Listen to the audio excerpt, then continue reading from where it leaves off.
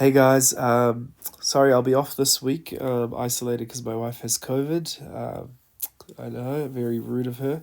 But what I'll do is I'll upload a short video at the start of each period, explaining the lesson for the day and what I'd like you to do. So, what we're going to talk about today is force. So this lesson should be on Google Classroom already. So if you could open it up at the end of this video and follow along. So,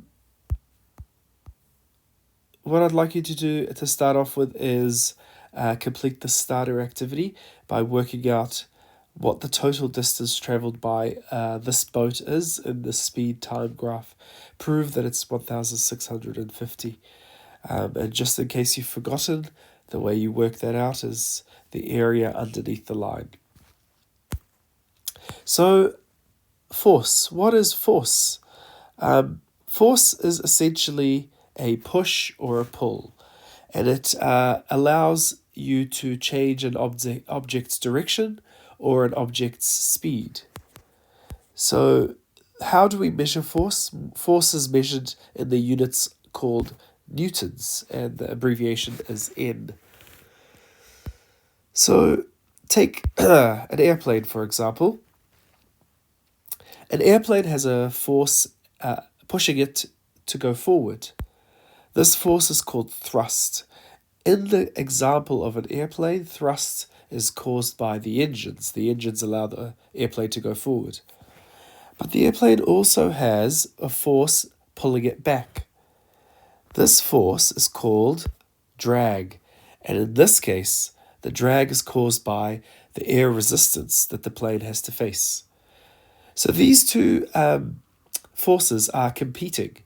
At the moment, I've shown that they are balanced, so that means thrust is equal to drag. There's also a force pulling the plane upwards, and that is called lift. This is caused by the wings, and the air underneath the wings. And there's also a rival force there as well. This is called weight, and that's caused by gravity acting on the mass of the airplane.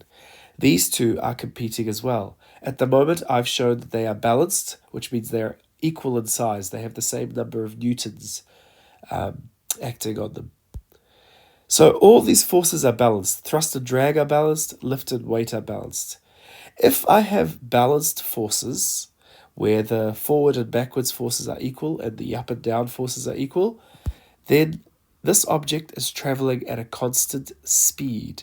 So its speed is not changing, whatever that speed might be. An airplane might be going at 800 kilometers an hour. That will be the speed that it's going on if thrust is equal to drag. If lift is equal to weight, the plane will not be rising or falling. It will just be staying at the same elevation, whatever that elevation is. If it's on the ground, if it's up high at 1,000 feet in the air, it will stay in the same elevation if lift is equal to weight. So this is what happens if the forces are balanced. But what happens when they're not balanced? So in this example, thrust is a lot bigger than drag. So there's more force pushing the plane forward than there is pulling it back. I've kept lift and weight the same for now. So in this circumstance, the forces are unbalanced. The net force is forward in the direction of thrust, so this causes the plane to accelerate, so its speed increases over time. Because lift and weight are the same, it's still not rising or falling. So then let's go to this example, where the net force is backwards, so drag is a lot bigger than thrust, the forces are not balanced, and you might guess that in this example, the plane is decelerating. Again, because lift and weight are equal, it's not rising or falling. But what if lift was shorter or smaller than weight? So the force acting on to lift the plane is a lot smaller than the force trying to pull the plane down. Thrust and drag are equal here. So the forces are unbalanced. It's going at a constant speed because thrust is equal to drag. But because weight is winning the battle of the vertical forces, the plane is falling. And vice versa, If lift is winning the battle, and in this circumstance I've shown thrust is winning the battle as well, the forces are definitely unbalanced. The plane is accelerating because the forward forces are winning, and it's rising because the upwards forces are winning. So take this parachutist, for example.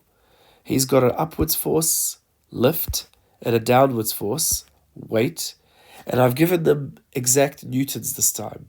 So what's the net force? What's the overall force on this parachutist vertically? Well, weight is winning. By how much is it winning? It's winning by 100 newtons. So the net force is 100 newtons downwards, 100 newtons in favor of weight. So for that reason, the direction in which the parachutist is going is downwards. So take the submarine, for example. This submarine has thrust, drag, lift, and weight all in this with this number of newtons. So it's definitely unbalanced because, because drag is a lot bigger than thrust. The submarine is decelerating. Now it's still going forward, but it's slowing down.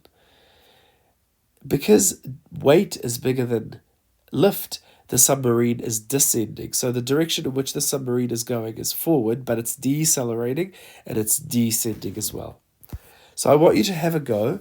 And if I told you that this car is traveling forward at a constant speed, and presumably it's not flying or falling, it's just staying on the ground, can you draw and label the names of the forces acting on it? So by naming the forces, I mean which one is thrust, which one is drag, lift, and weight. And the size of your arrows is important because the bigger the arrow, the bigger the force. So if you think one force should be bigger than another, then make it bigger in size. Once you finish this, I want you to tell me what are the net forces acting on this car. Then once you're done, I want you to answer this question about a paper plane which is thrown with a force of 50 newtons, and you can read the rest of that and answer the questions. Once you finish that, I'd like you to do the Education Perfect task on Introduction to Forces, which should take you about 20 minutes. And then if finished, go to page 18 to 20 of the study guide, and that will prep you for tomorrow's lesson on force equals mass times acceleration, a new equation that we will bring to the table. Okay, good luck, guys, and please be nice to your reliever.